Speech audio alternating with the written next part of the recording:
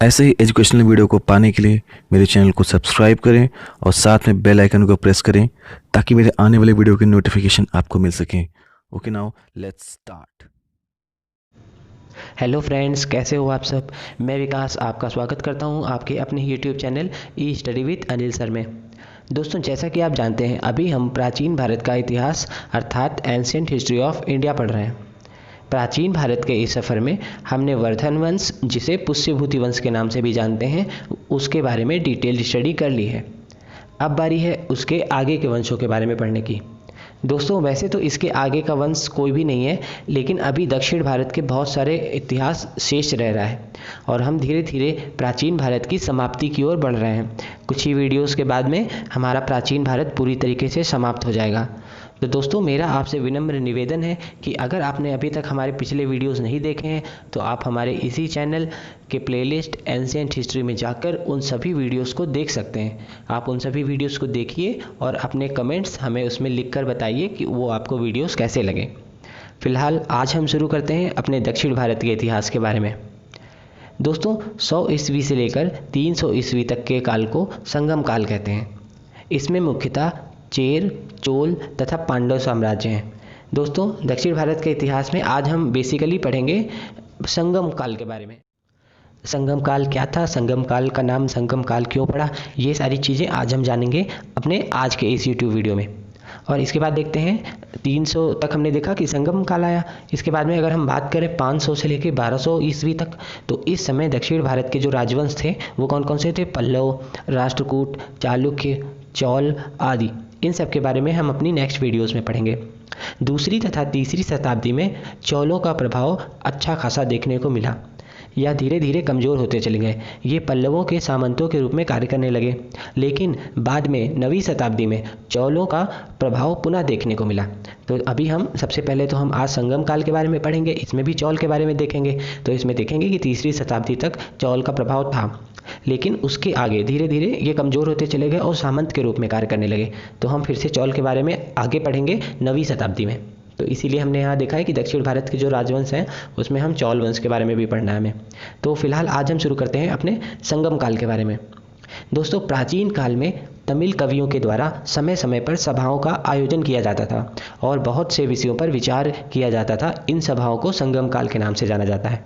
तो दोस्तों, हम देख रहे हैं संगम काल क्या होता था कि जो तमिल के कवि होते थे वो समय समय पर एक मीटिंग करते थे, एक सभा आयोजित करते थे, जिसमें बहुत सारे विषयों पर विचार करते थे। कोई भी विषय है, कोई टॉपिक लेते थे और उस पर विचार करते थे।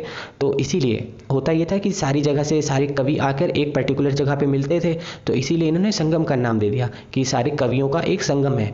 तो उस समय का जो काल है, इसीलिए उसको संगम काल के नाम से जाना जाता है। आई होप ये आपको क्लियर हो गया होगा। 100 ईस्वी से लेकर 250 ईस्वी के बीच इस तरह की 3 सभाओं का आयोजन किया गया था। मास लेवल पे, बड़े लेवल पे 3 सभाओं का आयोजन किया गया था 100 से लेकर 250 ईस्वी में। इसीलिए इतिहास में इसे संगम काल के नाम से जाना जाता है। इसीलिए इसे हम संगम काल के नाम से जानते हैं। मदुरई, कपाटपुरम में इसकी इन सभाओं का आयोजन किया गया था। कहाँ पे किया गया था इन सभाओं का आयोजन? मदुरई, कपाटपुरम। अब देखते हैं संगमकालीन राज्य कौन से थे।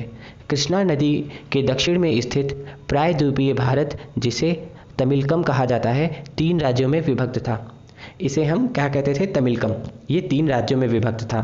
कौन कौन से थे 3 राज्य? चेर, चोल और पांड्य। आप देख सकते हैं कि अगर ये भारत है तो जो सबसे दक्षिण में है, सुदूरवर्ती दक्षिण में आप देखेंगे तो आपको चेर, चोल और पांड्य ये राज्य आपको देखने को मिलेंगे। तो इन्हीं को हम संगम काल के नाम से जानते हैं। तो हम एक एक करके पढ़ेंगे। अब सबसे पहले देखते हैं चेर राज्य के बारे में। चेर वंश पांड्यों का के उत्तर पश्चिम में कोचीन, दक्षिण मालाबार क्षेत्र में फैला हुआ था। अगर हम बात करें कहाँ फैला हुआ था, तो पांडवों के उत्तर पश्चिम में कोचीन में, दक्षिण मालाबार क्षेत्र में ये फैला हुआ था। केरल का प्राचीन नाम चेर ही है। अगर आपसे पूछा जाए चेर क्या है, तो आपको बताना है कि ये केरल का प्राचीन नाम है। चेरों ने अपनी राजधानी वंजी अथवा करूर को बनाया। इन्होंने जो अपनी राजधानी बनाई वो बनाई वंजी अथवा करूर को। चेरों का प्रतीक चिन्ह धनुष था। अभी हम इसमें देखेंगे कि जितने वंश हैं वो अपने प्रतीक चिन्ह रखते थे। तो इस समय चेरों का क्या था? धनुष।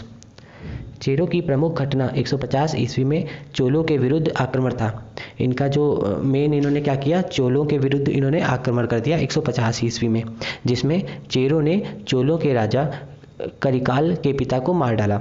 इन्होंने क्या किया, चोल के एक राजा के फादर को मार डाला। बदले में चोलों ने चेर के राजा को ही मार डाला। अब जब इन्होंने इनको मारा तो चोलों ने क्या किया, चेर के राजा को ही मार डाला। बाद में दोनों राज्यों के बीच समझौता हो गया। बाद में क्या हो जाता है, समझौता हो जाता है। चेर कवियों ने सेनगुट्टम, जिसे लाल चेर के नाम से जाना जाता है, उसे सबसे महान चेर राजा बताया गया है। जो चेर राजा जितने भी थे उनमें सबसे महान, जिसका नाम था सेनगुट्टम, उसे लाल चेर के नाम से भी जाना जाता है। ठीक है, और जो ये लाल चेर था ये सबसे महान राजा था। और अगर हम अगले पॉइंट के बारे में बात करें तो कड़गी पूजा को पत्नी की पूजा भी कहते हैं। तो इसकी जो शुरुआत हुई थी वो सबसे पहले लाल चेर ने ही की थी। आपको आगे भी देखने को मिलेगा कड़गी पूजा। कड़गी पूजा का मतलब क्या होता है कि पत्नियों की जो पूजा होती थी, वाइफ का जो वर्शिप होता था, उसे हम लोग, उसकी जो स्टार्टिंग की थी, उसको शुरुआत किया था, वो किया था लाल चेर ने। चेर वंश का एक और प्रसिद्ध शासक था जिसका नाम था आदिगोमान। तो चेर वंश का कौन सा एक शासक था, आदिगेमान ने गन्ने की खेती की शुरुआत की थी। आपसे अगर पूछा जाए गन्ने की खेती की शुरुआत किसने की, तो आदिगेमान ने की। दूसरी शताब्दी आते आते चेर शक्तियाँ खत्म हो गई थी। अगर दूसरी शताब्दी आते आते अगर हम बात करें तो इनकी शक्तियाँ खत्म हो गई थी। तो इसी के साथ ही चेर वंश यहीं खत्म होता है। आगे अब हम देखते हैं चोल साम्राज्य के बारे में। दक्षिण भारत के इतिहास में चोल वंश बहुत प्रसिद्ध था। चोल वंश का इतिहास दूसरी और तीसरी शताब्दी में देखने को मिलता है। बाद में पांडवों की शक्ति के कारण इनका पतन हो जाता है और 9वीं शताब्दी में विजयालय के समय इनका फिर से उदय होता है। अभी हम देखते हैं कि तीसरी शताब्दी तक हम चोल के बारे में पढ़ते हैं, फिर चौथी, पाँचवीं, छठी, सातवीं, आठवीं इसमें हमें नहीं देखने को मिलता है। फिर 9वीं शताब्दी जब आएगा तो हम इनके बारे में फिर से देखेंगे। तो अभी हम लोग पढ़ेंगे केवल दूसरे सेंचुरी में जो आए हैं चेर के बाद चोल, उन्हीं के बारे में पढ़ेंगे। 9वीं सेंचुरी वाले को हम आगे पढ़ेंगे। चोलों ने मंसूर, उरैयूर और तंजावुर को अपनी राजधानी बनाई। इन्होंने इन सारे प्रदेशों को अपनी राजधानी बनाई। चोलों का जो प्रतीक चिन्ह है वो है बाघ। इनका क्या था, बाघ था। चोल राज्य को ही करोमंडल के नाम से जाना जाता है। इसे किस नाम से जानते थे, कोरोमंडल। चोल साम्राज्य के 2 राजा, जिसका नाम था करिकाल एवं एलार, इनका प्रभाव तीसरे और चौथी शताब्दी में देखने को मिला।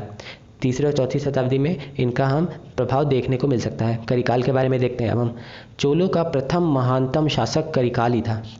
जो इनका सबसे प्रथम जो प्रतापी शासक था वो कौन था, करिकाल ही था।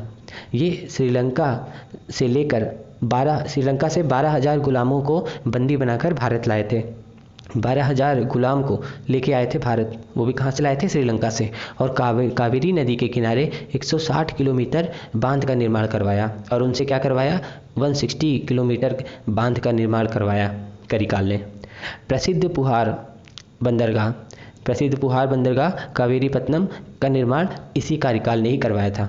जो हम देखते हैं पुहार बंदरगाह, तो इसका निर्माण किसने कराया था, करिकाल ने ही करवाया था। अब हम अगले राजा के बारे में देखते हैं जिनका नाम था एलारा।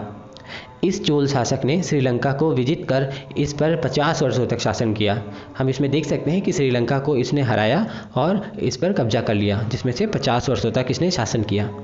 इसके बाद हम अब अपने संगम काल के अंतिम साम्राज्य के बारे में पढ़ते हैं। चेर और चोल तो हमने पढ़ लिया है, अब बारी है पांड्य साम्राज्य के बारे में। तो इस राज्य का सर्वप्रथम उल्लेख मेगस्थनीज ने अपनी पुस्तक इंडिका में किया था। इस राज्य का शासन स्त्रियों के हाथ में था। सबसे पहले इसके बारे में किसने बताया, वो बताया मेगस्थनीज ने अपनी बुक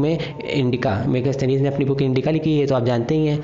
तो इसमें इन्होंने हमें सबसे पहले बताया इस राज्य के बारे में। और इस राज्य का जो शासन था वो किसके हाथ में था, स्त्रियों के हाथ में। इसकी राजधानी कहाँ थी, मदुरई। और इसका प्रतीक चिन्ह क्या था, वो था मछली। यह राज्य मोतियों के लिए काफ़ी प्रसिद्ध था। मोतियों के लिए ये वाला राज्य बहुत ही ज़्यादा प्रसिद्ध था।